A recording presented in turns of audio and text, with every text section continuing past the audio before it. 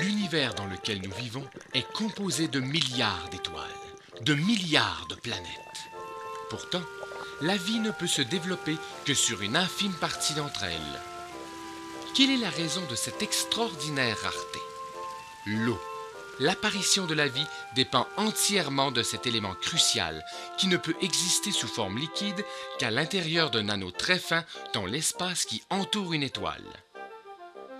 Située en plein cœur de l'anneau entourant le Soleil, la planète Terre a vu sa surface se couvrir de 80% d'eau liquide.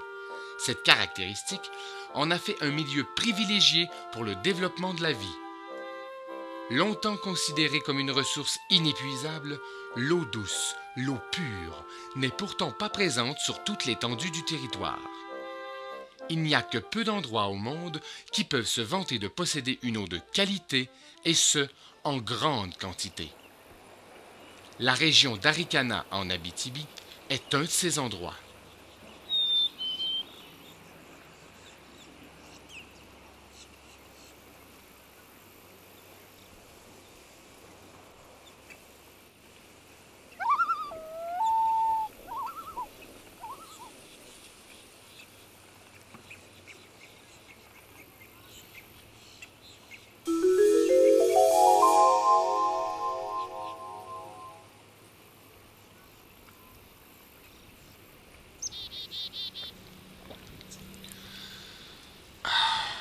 L'eau d'Amos. L'eau d'Amos jouit d'une réputation enviable dans le domaine des produits naturels de consommation. Elle permet aux habitants de la région de boire une eau de qualité comparable et même supérieure à plusieurs marques populaires d'eau en bouteille, et ce gratuitement et dans le confort de leur foyer. En effet, les résidents retrouvent dans leur verre une eau de qualité, contenant entre 53 et 200 ppm de sels minéraux, soit l'équivalent, en comparatif démographique, entre les habitants du lac d'Espinacy et du lac Chicopee. C'est aussi ce faible taux en sels minéraux qui lui procure ce subtil fumet sulfureux, nous rappelant le doux craquement d'une allumette. Mais qu'est-ce qui confère à l'eau de la région de l'Arikana ce caractère si pur, cette exceptionnelle qualité? Pourquoi la nature a-t-elle choisi cet endroit précis pour affirmer tout son potentiel?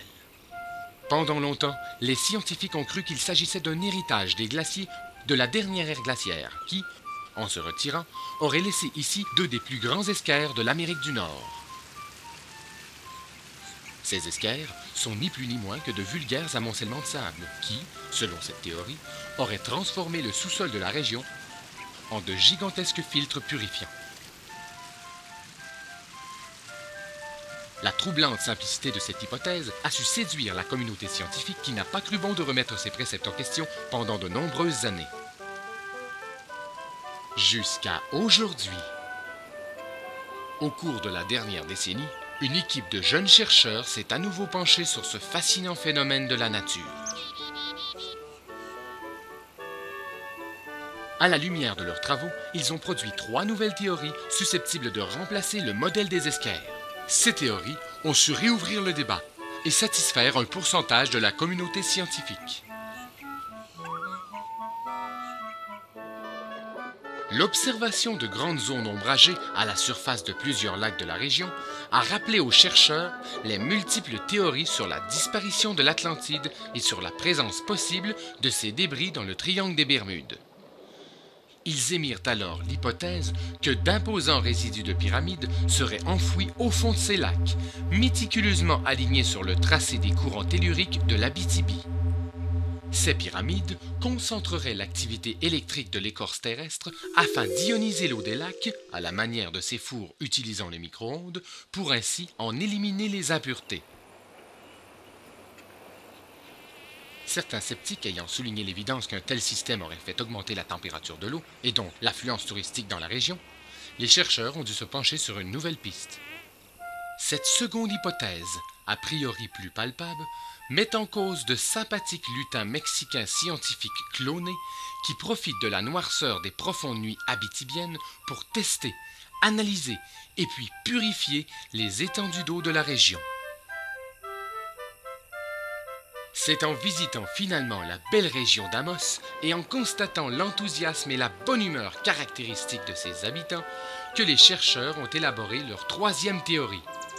Que diriez-vous si ce rictus permanent n'était en fait qu'un ingénieux dispositif destiné à filtrer les éléments de la nature, comme l'éther atmosphérique respirable, communément appelé air?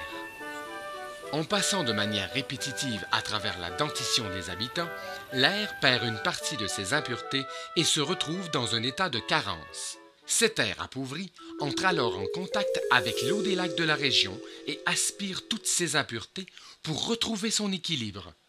Il en résulte donc de grandes quantités d'eau purifiée qui fait la réputation d'excellence de la région de l'Arikana.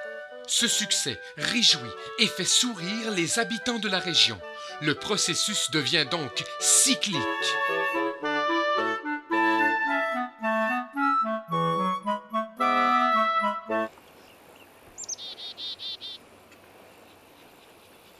Mais selon l'état actuel de nos connaissances, la communauté scientifique tend à privilégier la seconde théorie. L'exceptionnelle pureté de l'eau d'Amos et de ses environs serait donc le résultat de l'activité nocturne de ces sympathiques lutins mexicains scientifiques clonés.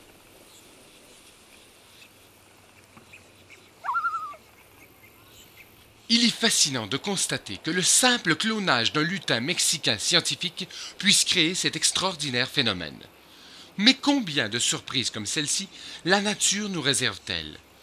Il n'en tient qu'à nous de lui tendre la main, de la caresser et de lui dire « Oh là là, quel bon eau !»